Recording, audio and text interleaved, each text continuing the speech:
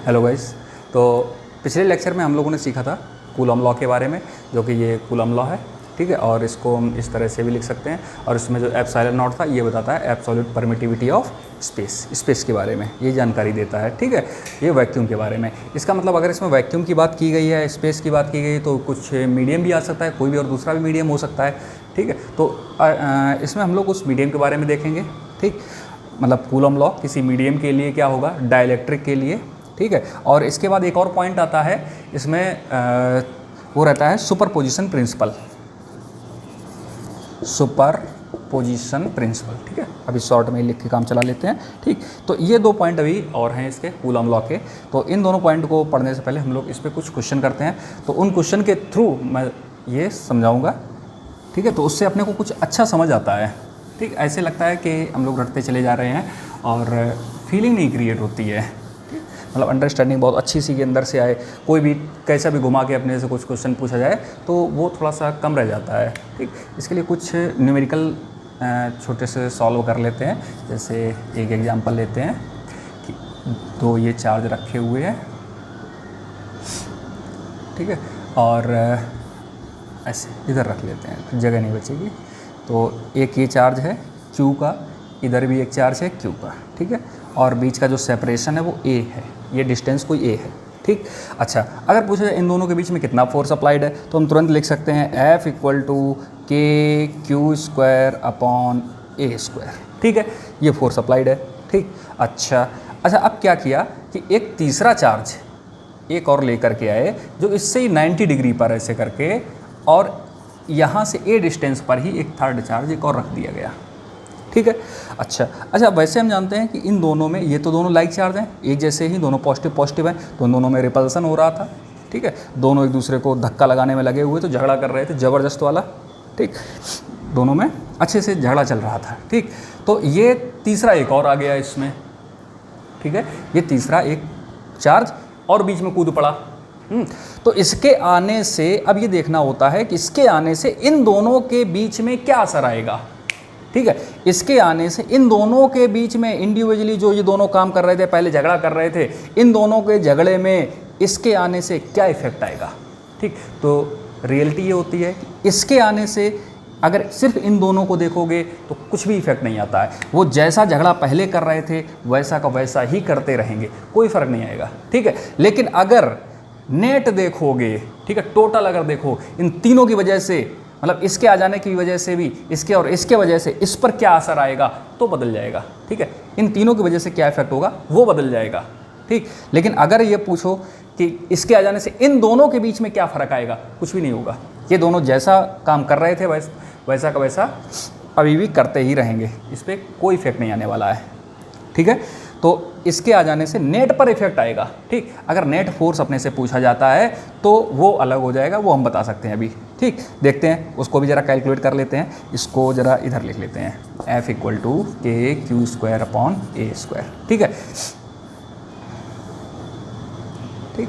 अच्छा, तो इसके आ जाने से अब ये क्या करेगा, इस पर, इसके आ जाने से इन दोनों की वजह से अब इस पर देखते हैं कितना फोर्स हो गया, ठीक।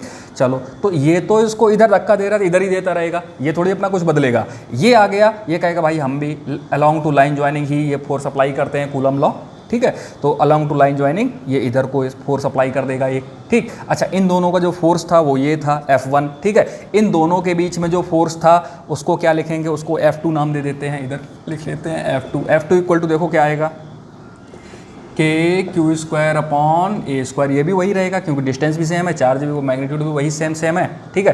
तो सेम आ गया, ठीक है। तो हम ऐसा भी लिख सकते हैं, क्या लिख सकते हैं कि F1 इक्वल टू F2, तो इनको कोई एक और नाम दे दें हम अलग से, F दे दिया, ठीक। अच्छा, अब इन दोनों का रिजल्टेंट क्या होगा, जो इन दोनों का नेट फोर्स टोटल आएगा, ठीक है। ऐसे सोचो कि जैसे मैं ये खड़ा हुआ, ठीक है, मैं ये खड़ा हूँ, एक कोई मेरा हाथ इधर से पकड़ के खींच रहा है, ठीक है, इधर से एक पकड़ खींचे, ठीक। एक इधर से पकड़ के मेरे सामने से ऐसा कोई पकड़ के खींचे, ठीक है, इधर से ऐसे पकड़ खींच रहा है, ठीक। तो मैं किधर चलूँगा, ऑब्वियस सी बात है, ना तो मैं इधर जा सकता, पूरा इधर भी नहीं जा सकता, पूरा इसकी तरफ भी नहीं जा सकता। अब मैं किधर जाऊँगा, दोनों के बीच से होकर के, ठीक है। तो यही हमारा रिजल्टेंट बोला जाता है। मैं किधर चलना चाह रहा हूँ, बस इसी बात को बोलते हैं रिजल्टेंट, ठीक है। तो कभी भी अगर फोर्स के ऐसे कोई एप्लीकेशन बनती जा करके है तो हमेशा उसको इसी तरह से देख लो अपने से कि इस पर इसने धक्का दिया इधर, ये धक्का दे रहा है इसको इधर, तो अब इधर इधर दोनों साइडों धक्के लग गए। अब ये बेचारा किधर चल सकता है, ये तो इधर ही चल सकता है, इसकी यही एक चारा बचा इसके लिए। ठीक है, तो इस पर जो नेट फोर्स आएगा वो इधर आ जाएगा। ये लिख लिया हमने F1, ये लिख लिया F2 और ये क्या हो जाएगा F नेट। ठीक है, चलो F नेट हो गया। अच्छा, इस F नेट की वैल्यू क्या होगी? हम लोगों ने रिजल्टेंट पढ़ा था वेक्टर में कि रिजल्टेंट R इक्वल टू होता है under root A square plus B square plus 2AB cos theta. Theta is the angle between A vector and B vector, ये दोनों वेक्टर हुआ करते थे। ठीक है, तो इनके बीच का एंगल ये होता था। ठीक, तो अच्छा यहाँ पर रिजल्टेंट हमारा F हो गया, F नेट, तो F नेट इक्वल टू हो जाएगा, अब ये दो क्वांटिटी है हमारे पास F1 और F2, तो लिखेंगे F1 स्क्वायर प्लस, मैं एक डिटेल में करा रहा हूँ बस, फिर बहुत जल्दी सॉल्व होते चले जाएंगे। F1 square plus F2 square plus 2F1 F2 cos theta. ठीक है, अब जरा इनकी सबकी वैल्यू रख लेते हैं। देखो जो F1 है वही F2 है, तो हम इनको एक कोई कॉमन नाम F भी बोल सकते हैं। चलो इनको सबको क्या करो F दे दो, तो ये क्या हो गया F स्क्वायर, F2 को भी लिख सकते हैं F स्क्वायर प्लस 2FF, तो ये भी हो जाएंगे F square, F into F, तो F स्क्वायर हो जाएगा। और कॉस, अब देखो इन दोनों के बीच में कितना एंगल है 90 डिग्री, क्योंकि इधर से अगर 90 है तो इधर से भी 90 ही रहेगा, कॉस 90। ठीक, अच्छा कॉस 90 तो जीरो होता है। ठीक, तो ये पूरी टर्म हो गई जीरो। ठीक, बचा सिर्फ इतना है, तो ये हो जाएगा अंडर रूट 2F स्क्वायर बाहर निकलेगा, बन जाएगा F, ये हो जाएगा F रूट 2। ठीक, अगर इसको कोई सॉल्व करने में किसी को दिक्कत हो रही हो तो ऐसे कर लिया करो। देखो इसमें से F स्क्वायर दोनों में से कॉमन ले लो। ठीक है, F स्क्वायर कॉमन ले लिया, अंदर कितना बचा, यहाँ पर भी 1 बचा, यहाँ पर भी 1 बचा। ठीक है, तो 1 + 1 2 ऐसे हो जाएगा। कहीं पर भी अगर कोई दिक्कत ऐसे आ रही हो, कहीं कहीं पर हो सकता है कुछ आए, क्योंकि कभी कभी मुझे भी आ जाती थी, तो मैंने यही तरीका निकाला था कि इसको मतलब दोनों में से ऐसे ऐसे कॉमन ले लो, अंदर क्या बचेगा 1 + 1, तो ये 2 हो जाएंगे। ठीक, अब F स्क्वायर ये तो बाहर, ये मल्टीप्लाई में, मल्टीप्लाई वाला बाहर निकल आता है। ठीक है, तो इसको बाहर निकाल दिया, तो स्क्वायर से इसका तो रूट कैंसिल हो जाएगा, लेकिन इन दोनों का भी नहीं हो पाएगा। ठीक, तो ये हो जाएगा F रूट 2। ठीक है, तो इस तरह से ये जो हमारा नेट फोर्स है, नेट फोर्स कितना आया F रूट 2। ठीक है, F रूट 2 का मतलब हुआ F की वैल्यू कितनी है, कोई भी एक वैल्यू उठा के रख दो, दोनों तो बराबर हैं, KQ square upon A square into root 2। ठीक, ऐसे भी लिख सकते हैं। अब इसको कैलकुलेट करने मतलब जिस फॉर्म में आंसर दिया गया हो उस फॉर्म में हम लोग वहाँ तक लिए चले जाएंगे। ऐसा लिखा हो 1/4 pi epsilon not Q square upon A square root 2। ठीक, ऐसे दिया हो, मतलब मैच करा लेंगे, जिस तरह से आंसर जहाँ पर भी मिलेगा उस आंसर को हम लोग ढूंढ के यहाँ से टिक कर सकते हैं। ठीक, तो इस तरह से हम इसको सॉल्व कर सकते हैं। ओके, ठीक है। अच्छा, तो इसमें यह समझाना था कि किसी भी तीसरे चार्ज की वजह से इन दोनों के बीच में इंडिविजुअल जो भी काम चल रहा हो, चाहे अट्रैक्शन हो रहा हो या रिपल्सन हो रहा हो, मतलब इनमें झगड़ा चल रहा हो या इनमें प्यार चल रहा हो, ठीक, इस पर तीसरे की वजह से कोई इन दोनों के बीच में फ़र्क नहीं पड़ता है। ठीक, तीसरे की वजह से इन दोनों के इंडिविजुअल में कोई फ़र्क नहीं पड़ता है। ठीक है, लेकिन नेट पर फ़र्क पड़ जाता है, टोटल पर फ़र्क पड़ जाता है। ठीक है, तो इस तरह से अब हम इसको सॉल्व कर सकते हैं। अब ये किसी भी टाइप में दिए गए हों, क्या फ़र्क पड़ता है। ठीक है, तो सभी का हम ऐड करते चले जाएंगे। ठीक, अच्छा, तो देखो मैंने तुमको दो बातें बोली थी, एक तो कोई मीडियम के लिए, ठीक, और एक बोला था सुपरपोजिशन प्रिंसिपल। यहाँ से दोनों ही चीज़ें डिफाइन हो सकती हैं। ठीक है, अभी दिखाता हूँ। पहले बात कर लेते हैं जरा सुपरपोजिशन प्रिंसिपल की। सुपरपोजिशन प्रिंसिपल कहता है कि किसी भी एक चार्ज पर, सुपरपोजिशन प्रिंसिपल बोलता है कि जैसे बहुत सारे चार्ज रखे हैं, Q1 Q2 Q3 Q4 Q5 Q6 Q7 Q8, ऐसे ढेर सारे से रखते चले जाओ मक्खी की तरह। ठीक है, सबकी वजह से किसी एक पर net force principle of superposition होता है। Force on due to any one charges force on any one charges due to all the charges is called superposition principle. ठीक है, force on one charges due to all the charges called superposition principle. देखो सब ऐसे धक्का देते चले जाएंगे। मान लो सभी पॉजिटिव पॉजिटिव ही मैंने ले लिए हैं तो ठीक, और कोई नेगेटिव होगा तो उसको खींचने लग जाएगा। बस ये क्या है, सुपरपोजिशन प्रिंसिपल, यही है। ठीक है, अब यही तो आप लोगों ने पढ़ा था कि इस पर देखो 3 चार्ज ऐसे रखे थे, इस पर इन दोनों की वजह से देख लिया था। ठीक, तो ये भी क्या था, सुपरपोजिशन प्रिंसिपल। ठीक है, तो अगर सुपरपोजिशन प्रिंसिपल में ऐसे बोले सुपरपोजिशन प्रिंसिपल हो रहा है, 2 चार्ज 90 डिग्री के एंगल पर ऐसे रखे हुए हैं, बताओ तीसरे पर कितना फोर्स आएगा। तो इसी तरह सॉल्व कर देना। सुपरपोजिशन को बिल्कुल भी ऐसा मतलब माइंड मत करना कि ये क्या बला हो गई है, कुछ नहीं होता, फालतू का है ये। ठीक है, मतलब 2-4 चार्ज अगर इकट्ठे हो जाएंगे तो वो सुपरपोजिशन ही हो जाता है। ठीक है, 2 के अलावा कोई तीसरा हो, चौथा हो, 5 हो जाए, 6 हो जाए, 2 के अलावा जितने भी ज़्यादा होंगे 2 से, तो कंडीशन सुपरपोजिशन प्रिंसिपल की ही बनती है। ठीक है, तो ये हो गया, सुपरपोजिशन प्रिंसिपल का काम तमाम हो चुका है। ठीक, इसके बाद एक मीडियम का एक पॉइंट और बचा हुआ है। ठीक है, एक मीडियम का पॉइंट बचा, इसको कर लेते हैं, फिर हम लोग नेक्स्ट लेक्चर में सिर्फ क्वेश्चन प्रैक्टिस करेंगे। ठीक है, चलो मीडियम के लिए अगर देखें तो जैसे एक चार्ज ये रखा है, एक चार्ज ये रखा है। ठीक है, ये Q1 और ये Q2। ठीक, अब मान लो इन दोनों को पानी में डुबो दिया, इनका सेपरेशन कोई R था, इन दोनों को पानी में डुबो दिया। ठीक, अब क्या होगा, पानी के भी कुछ जो चार्ज पार्टिकल हैं वो इसकी तरफ अट्रैक्ट होंगे। जैसे ये पॉजिटिव है तो नेगेटिव नेगेटिव वाले सब यहाँ पर ऐसे ऐसे कुछ ऐसे ऐसा सर्कल ऐसा ऐसा ऐसा ऐसा ऐसा कुछ इकट्ठा बनाने लग जाएंगे, इधर इकट्ठे होने लगेंगे आकर के। ठीक है, समझा क्या। ठीक, कुछ इधर भी ऐसे ऐसे यही काम चलने लगेगा। तो हम लोग एक को ही पकड़ लेते हैं, इस पर स्टडी कर लेते हैं। ठीक, अच्छा, तो इन सब के आ जाने से इन दोनों के इंडिविजुअल पर क्या इफेक्ट आएगा, कुछ भी नहीं। ये बात हम लोग कर चुके हैं। इन सब के चार्ज के इकट्ठे हो जाने से इन दोनों के बीच में जो भी फोर्स अप्लाई हो रहा था, जो भी काम चल रहा था, उस पर क्या फ़र्क पड़ेगा, कोई फ़र्क नहीं पड़ेगा। ठीक है, लेकिन अगर नेट की बात देखें, टोटल की बात देखें, तो फ़र्क पड़ जाएगा। ठीक, अब ये आ गए हैं सभी, ये क्या करेंगे, इस चार्ज की वैल्यू को कुछ कम ही कर देंगे, क्योंकि ये पॉजिटिव है, नेगेटिव को अट्रैक्ट कर लिया तो कुछ बेचारा कमज़ोर हो गया।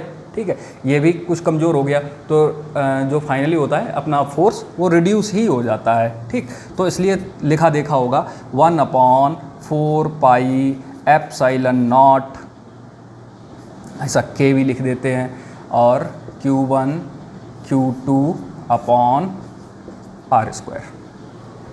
ठीक है, इस के को बोलते हैं डाइलेक्ट्रिक कांस्टेंट है, तो डाइलेक्ट्रिक कांस्टेंट इस के को बोलो। और या फिर ऐसा भी लिख सकते हैं, जैसे ये मान लो कोई F डैश है, जब इंडिविजुअल था तब फोर्स लग रहा था F = 1/4 pi epsilon not Q1 Q2 upon, ये Q1 Q2 मेरे आगे वैसे बन जाते हैं सब, वो सब एक ही जैसे हैं। ठीक है, तो Q1 Q2 अपॉन R²। तो इस वाली ये K को छोड़कर इसको तो पूरे को हम F बोल सकते हैं। ठीक, तो F डैश = लिख सकते हैं F dash = F upon K, ऐसे भी लिखा जाता है। अगर अपने को डाइलेक्ट्रिक कांस्टेंट की सीधी सीधी वैल्यू दे दी जाए और बताया जाए कि इतने चार्ज हैं, इतना डाइलेक्ट्रिक कांस्टेंट है, बताओ फोर्स कितना होगा, तो पहले ये फोर्स लिख लेंगे, उसकी वैल्यू निकालेंगे और उसको K से डिवाइड करा देंगे, बस इतना फोर्स होगा। ठीक, क्योंकि फोर्स तो रिड्यूस करना है, और रिड्यूस करने के लिए क्या करेंगे, डिवाइड ही कर देंगे, मल्टीप्लाई तो करा नहीं सकते हैं। ठीक है, मल्टीप्लाई कराएंगे तो ये बढ़ जाएगा। अपने को पता चल गया है कि ये इन सब के आ जाने से फोर्स रिड्यूस ही होगा। ठीक, कितना रिड्यूस होगा, जितनी इसकी कैपेसिटी, मतलब जितने से ज़्यादा इसके अंदर चार्ज पार्टिकल होंगे किसी मटेरियल में, वो उतना ही ज़्यादा कम करता चला जाएगा फोर्स। ठीक, अब सोचो अगर मेटल रख दिया जाए तो पूरा साफ कर देगा, खत्म, कुछ नहीं, 0 हो जाएगा। ठीक है, इसलिए मेटल का कि इनफाइनाइट बोला जाता है ये। ठीक, इसको इनफाइनाइट लिखते हैं, तो F/इनफाइनाइट मतलब 0 ही तो हो जाएगा। ठीक है, तो अपने को ये बात अब समझ आई, जितने ज़्यादा उसके अंदर चार्ज पार्टिकल होंगे वो उतने ज़्यादा से ज़्यादा इकट्ठे इधर उधर हो जाएंगे, उसको बेचारे को पूरा सफाया कर देंगे, चार्ज को ही नहीं रहने देंगे, जिंदा ही नहीं रहने देंगे। लो लगा लो फोर्स। ठीक है, कर लो झगड़ा, ज़्यादा झगड़ा करने पर उतारू घूम रहे थे। ठीक है ना, तो इस तरह से हम लोग इसको सॉल्व कर लेते हैं। ठीक है, अच्छा, इसमें कुछ और अंदर की बातें होती हैं, वो भी बताता हूँ। वैसे अपना काम तो अभी इतने से चल जाएगा। ठीक, फिर भी ऐसे ही देख लेते हैं। जैसे इसको K ना लिख करके थोड़ा सा और बदल लेते हैं, इतना तो अपने को समझ आ गया है, थोड़ा सा और बदलते हैं, इसको εr लिख लेते हैं। ठीक है, εr, इसको बोलते हैं relative permittivity of space, relative permittivity of space, नहीं सॉरी, स्पेस के लिए क्यों लिखेंगे, रिलेटिव परमिटिविटी ऑफ मीडियम, ठीक है। और ऐसा लिखा जाता है एप्सिलॉन एम, इसका मतलब होता है permittivity, absolute permittivity of medium, ठीक है, ऐसा मतलब एब्सोल्यूट परमिटिविटी ऑफ मीडियम, ये एप्सिलॉन एम का मतलब होता है, ठीक। अच्छा, एप्सिलॉन आर की वैल्यू ऐसे लिखी जाती है, एप्सिलॉन आर लिखा जाता है कहीं पर अगर अपने को मिले तो एप्सिलॉन आर लिखते हैं, एप्सिलॉन, देखो ये रिलेटिव है तो रिलेट किससे करेंगे, रिलेट कराने के लिए तो हमारे पास कुछ होना चाहिए, वो तो स्पेस ही है और स्पेस के लिए ये बताता है, तो इसी से रिलेट कराएंगे, ठीक। तो epsilon M upon epsilon not, ठीक है। तो एप्सिलॉन आर की ये वैल्यू हो जाती है, ठीक। तो अब एप्सिलॉन एम हो दिया जाए तो क्या लिखेंगे, एप्सिलॉन आर एप्सिलॉन नॉट, ठीक है, ठीक। तो एप्सिलॉन आर एप्सिलॉन नॉट को भी बोल सकते हैं absolute permittivity of medium, epsilon M यही तो है, एप्सिलॉन आर और एप्सिलॉन नॉट, ठीक। तो अपने को अगर इस तरह से भी रिलेटिव बोला जाए तो समझ लो एप्सिलॉन नॉट के साथ में मल्टीप्लाई करना है, और किसी मीडियम का अगर परमिटिविटी दिया जाता है, बोला जाता है मीडियम का परमिटिविटी इतना है, तो हम तुरंत समझ जाएंगे एप्सिलॉन आर और एप्सिलॉन नॉट को मल्टीप्लाई अपने को दिया गया है, मल्टीप्लिकेशन अपने को दिया गया है, तो यहाँ पर हम इन दोनों को ना लिख करके सिर्फ इसकी वैल्यू को यहाँ पर लगा देंगे और 1/4 पाई और पाई की वैल्यू 22/7 रख के हम इसको सॉल्व कर लेंगे, ठीक है। तो इस तरह से हम इसको भी सॉल्व कर सकते हैं, ठीक। अब इसमें से कुछ भी पूछे हम उसको बता सकते हैं, ठीक है। वैसे इतना टीजीटी और पीजीटी में इतना पूछा भी नहीं जाता है, ठीक। फिर भी ऐसे अगर शायद कहीं एग्जामिनर का मूड खिसक जाए तो उसके लिए, क्रिटिकल कंडीशन के लिए हम लोग इसको सॉल्व कर सकते हैं, इसको तैयार रख सकते हैं, ठीक है। चलो अब कूलम लॉ पर अपने कुछ क्वेश्चन सॉल्व करते हैं, ठीक। कुछ भी जो भी इंपॉर्टेंट इसके क्वेश्चन हो सकते हैं वो डिस्कस करते हैं और वो नेक्स्ट लेक्चर में देखते हैं, ठीक है। तब तक के लिए थैंक यू।